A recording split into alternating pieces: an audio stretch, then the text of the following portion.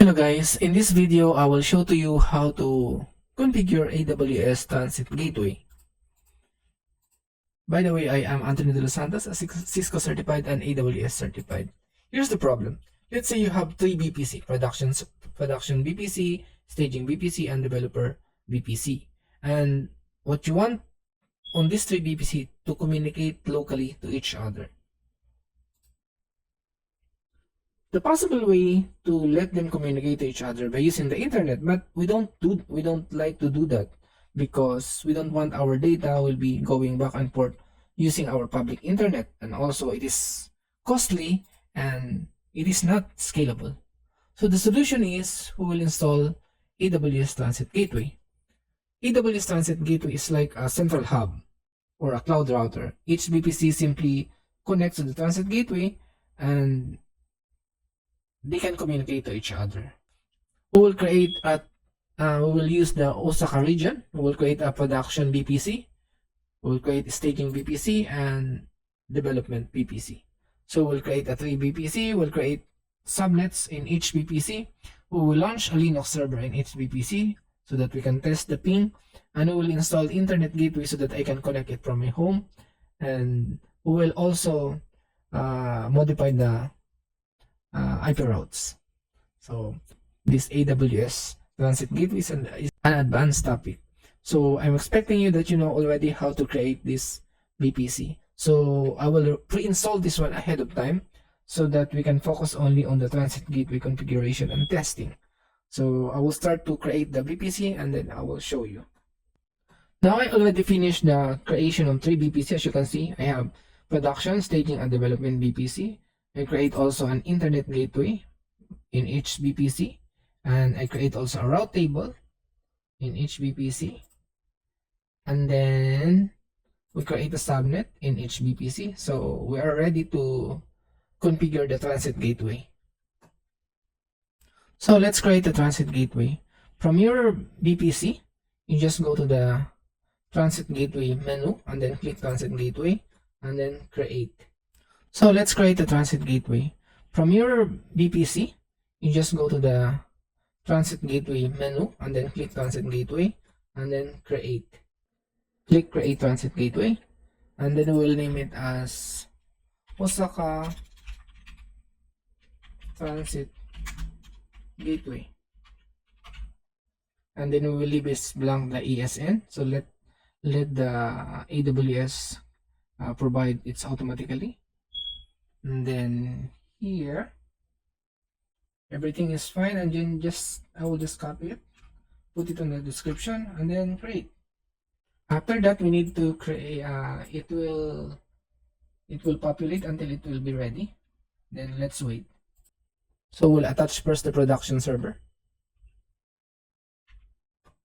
So let's go back to the menu and then transit gateway and then transit gateway attachment.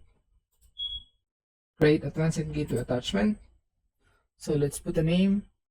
I will put production VPC attachment, and then we will select the transit gateway. And then we will select the VPC, and then from here select the VPC of production, and then the subnet will automatically populate and then create. Now let's create the attachment going to staging server. So let's go back to the VPC, create the transit gateway. I will select the transit gateway, select the VPC, and then select the staging VPC, and then create. Next, we will create the last one, which is for the development, and then select the transit gateway, select the VPC, and then select the development, and then everything is fine, then create. So now we are completed all the attachments. So we need to modify the route table. Okay, so first on the production route table, so we need to edit the route, and then we'll add a route. So what route we should add? So we'll add from the production, we'll add 10.2.0.0/16 and 10.3.0.0/16. So we'll add 2 routes here. so that he can communicate from production going here and going here. So what we will do, we'll add a route. So if you want to go to BPC, staging BPC, which is the subnet is 10.2.0.0/16, use the transit gateway and then select the transit gateway. So if you want to go to the development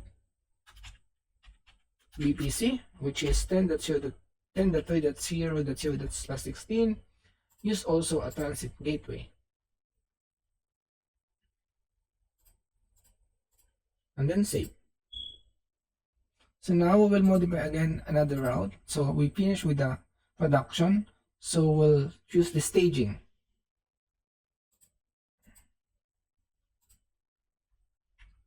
So for staging, what will happen, if he wants to go to 10.1.1, he will use transit gateway. And if he want to go to 10.3, we should use the transit gateway. So edit route, and then we will add a route. If you want to go to the production subnet, BPC, which is the subnet is 10.1.0.0/16, use the transit gateway.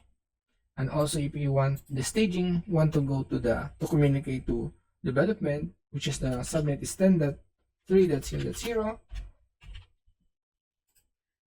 use the transit gateway. And then save. So now let's modify the route table for the development. So we will add a route table on development to communicate with 10.2 and 10.1. So click on development. So I will click the development route table and then I will modify the route. I will tell that if I want to communicate from development going to the production, which is the subnet is 10.1.0.0/16, use the transit gateway. And if you want the development to communicate with the staging, which is 10.2.0.0/16, use also the transit gateway. And then save. Now let's do the ping. So let's go to the EC2. We'll see all the instance. So from the production server, let's connect. And then connect. So let's see the IP of the staging BPC. So let's go back to the instances. And then the staging BPC, the IP address is 10.2.1.70. 10.2.170 ping 10.70 ping, and then as you can see it is pingable. Now let's see the IP address of development, which is this one. The IP is 10.3.1.182. So we'll see ping 10.3.1. What is that? 182. 182 ping, and as you can see it is reachable.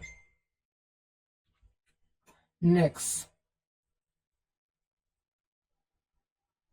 let's ping so we're able to ping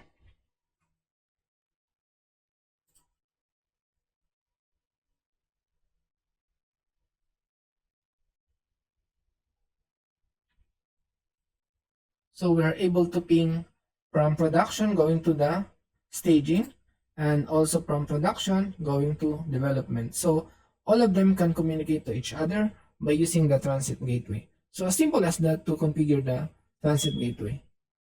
Thank you so much.